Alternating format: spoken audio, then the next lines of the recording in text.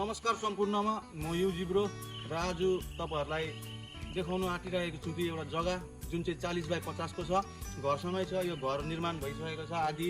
यो घर चाहिँ तपाईको भनौं न इन्जिनियर लगाएर सोलाको रड लगाएर एकदम 3 तले फाउन्डेसनको हिसाबले गरेको छ। 3 तलेको हिसाबले फाउन्डेसन गरेको छ।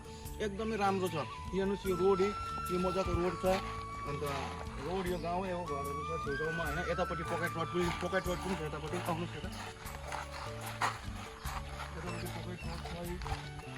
दुईटा बाटोले भेटेको जग्गा हो यो घर। हेर्नुस् एकदमै राम्रो छ।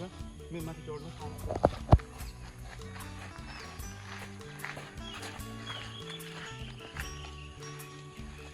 यो हेर्नुस् यति मजाको घर छ हैन। सडकको 6वटा रुमको लागि भनेर कन्स्ट्रक्सन गरेको छ। 3 तलेको हिसाबले सबै सोलाको रड त्यो पनि एलिगेन्ट रड लागेको छ। कुनै पनि लोकल कम्पनीको रड छैन। रुमहरु हेर्नुस् यस्तो लागेको छ चडक। तपाईहरुलाई चाहिन्छ भनेदेखि हामीसँग कन्ट्याक्ट गर्नुहोस्। यो दिएको नम्बरमा कल गर्नुहोस्। एकचोटी बात गर्नुहोस्। स्वयं मालिकसँग तपाई बात गर्न सक्नुहुन्छ। र हेर्नुहोस् नजारा फेरि पनि देखाइरहेको छौं हामी।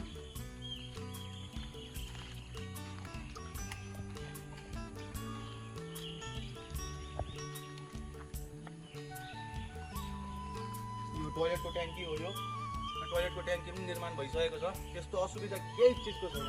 एकदमै राम्रो छ। सुन्दर हिसाबको छ र तपाईहरुलाई चाहिन्छ भने दिएको नम्बरमा कन्ट्याक्ट गर्नुहोस्। र तपाईहरुलाई एड्रेस चाहिँ यो बिरपाडा न्यू लाइन ठ्याक्क भन्नुपर्दा बिरपाडा न्यू लाइन भानुसिंह स्कुलको अपोजिटमा छ। यताबाट तलबाट आउँदाखेरि तपाईहरुको हाम्रो यो अकलेको गल्ली भन्छ। एकदम यो बिरपाडा यतातिर हाम्रो स्कुलहरु यहाँनिर एउटा बिरपाडा नेपाली क्रिस्चियन स्कुल छ। उतापटि हाम्रो सेन्टर मोडल स्कुल छ। अनि शिव मन्दिरहरु छ। यो न्यू लाइन प्रगतिबाट अलिकति भित्र पसेर न्यू लाइनपट्टि हो।